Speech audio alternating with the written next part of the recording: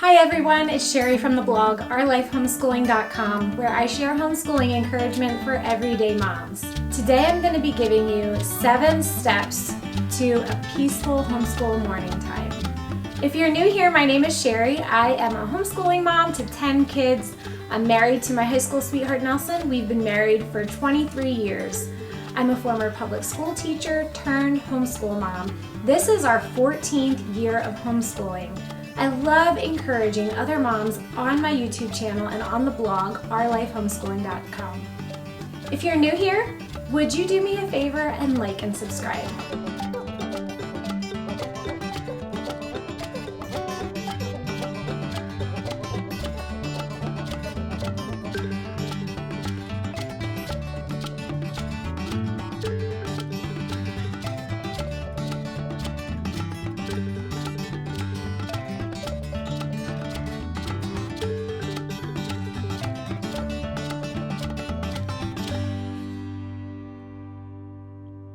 Morning time has been a great way for our family to simplify our homeschool. It's the time of day when we gather together to study the subjects that are best learned in a group. It's the truth, goodness, and beauty that inspires us as we start our day. Morning time is my favorite time of the day with my kids. But I have to be honest and tell you that we don't always have peaceful morning times. In fact, in our 14 years of homeschooling, we've had the gamut of distractions, interruptions, problems, messes.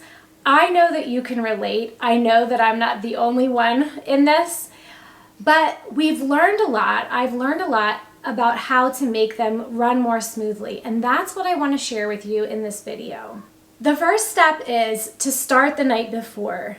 If you take just a few minutes to just gather everything and tidy up a bit, it can make a world of difference for you the next day. In fact, just set a timer for 10 minutes and make it your goal to clear any counter or tabletops in sight, especially in the room that you do your morning time in. Just go in there, spend 10 minutes, and just clear the countertops. When you wake up in the morning and you have that clear, visual, clutter-free space, it's going to just give you some extra energy and excitement about starting your day. The second tip is to have a plan. Make sure your kids know what to expect. Have a starting time and a general ending time. Make sure they have a general idea of about how long it's going to be. Do they know? Can they sit down during morning time? Can they walk around? Can they be talking? Can they be playing with Legos? What are you comfortable with? Let your kids know this ahead of time, and it will really help when they understand what's expected.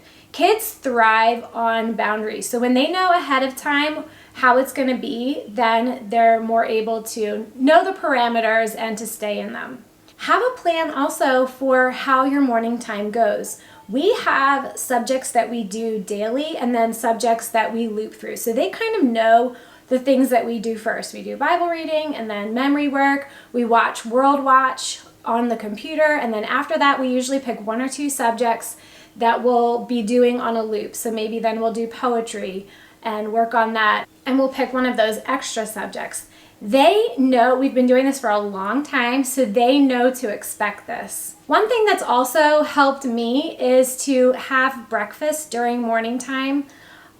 When kids are eating, it's an easy time to read aloud to them. And so some of our morning time is done while the kids are eating breakfast and I'm reading to them. So it gives them something to do and it's pretty quiet. So have a plan and let your kids know ahead of time what your expectations are.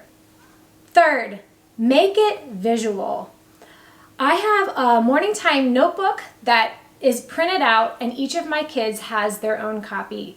I can't tell you what a difference this has made in our homeschool for them to have something right in front of them that they can see.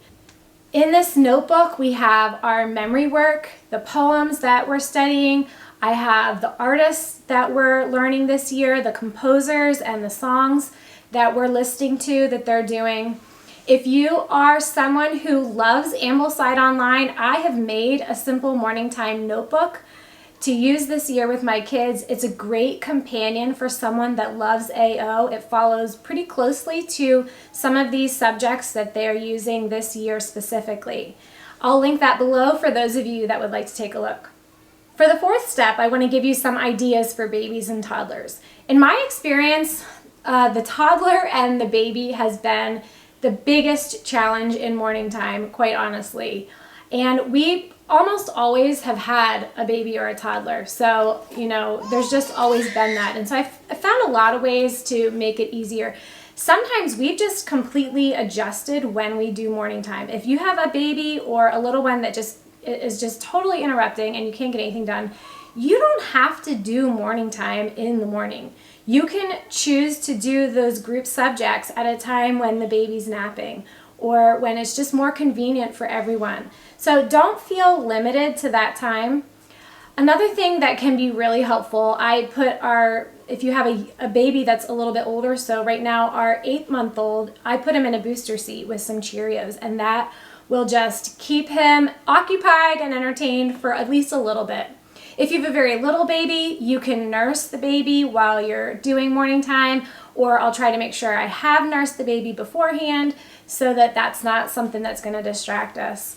For toddlers, I have a drawer that's right beside the table where we do morning time, and in this I keep all kinds of blocks, puzzles, Play-Doh, coloring books, crayons, colored pencils, scissors and glue. I don't care if they make a mess. That doesn't bother me as long as they're occupied and quiet.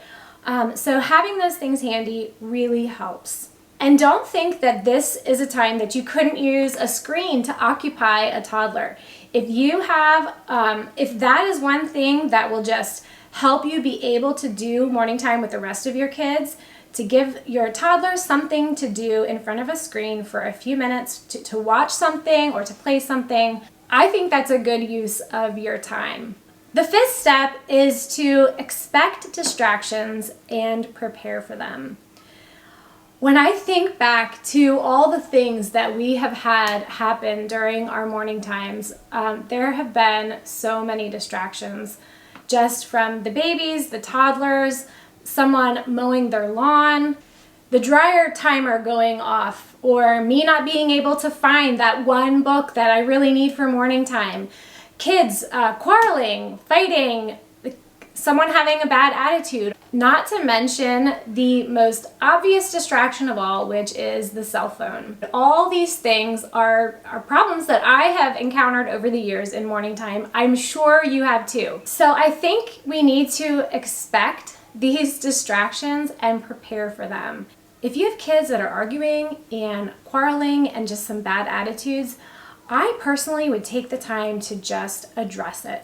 You're not going to make any progress in morning time, at least over the long run. You're not going to be able to really learn. No one's going to be really listening if they're just angry and fighting and someone feels like they've been taken advantage of.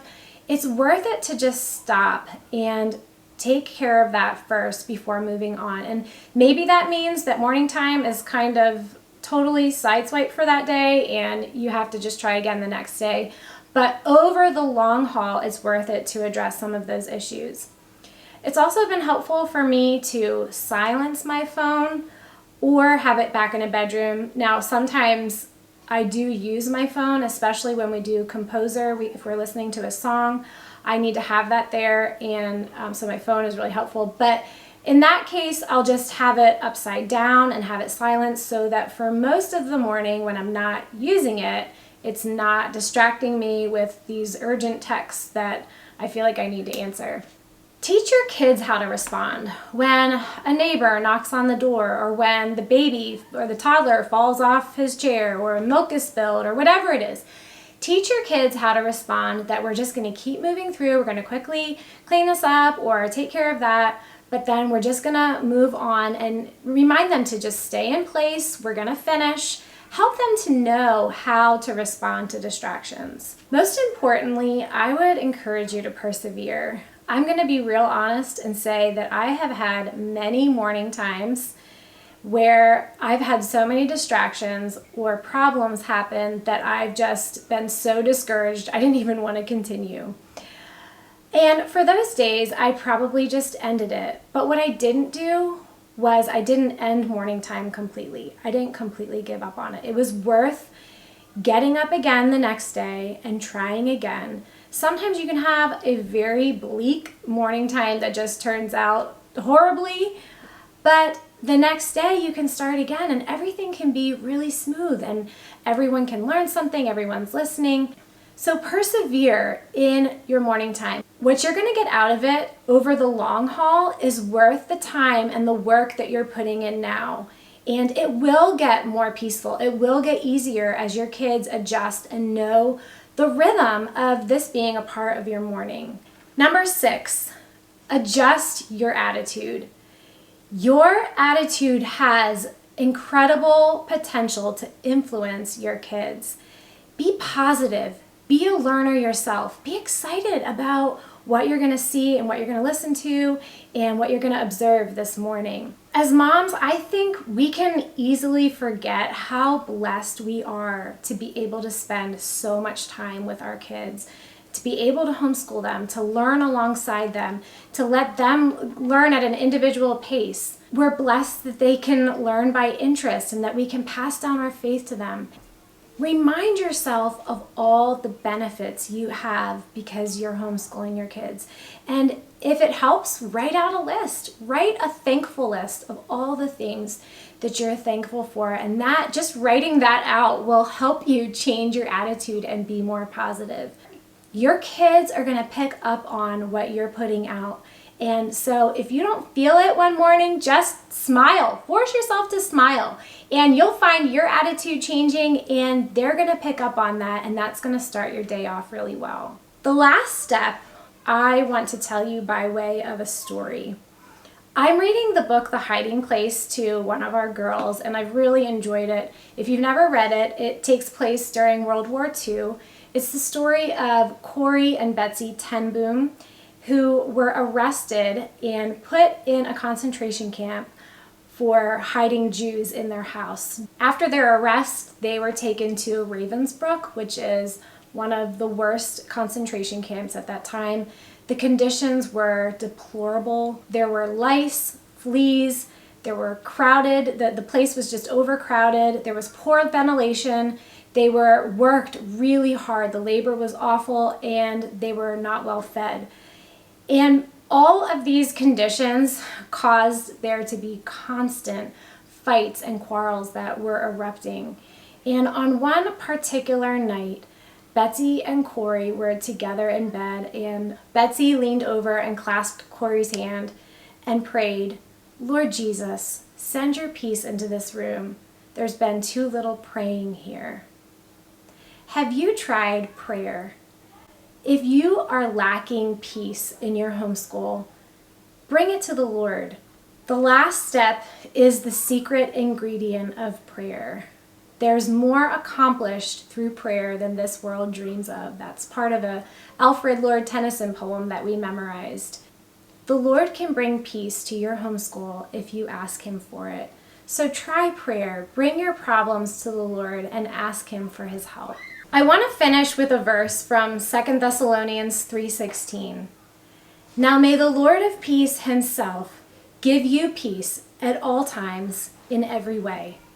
Thanks for watching. I'll see you next week.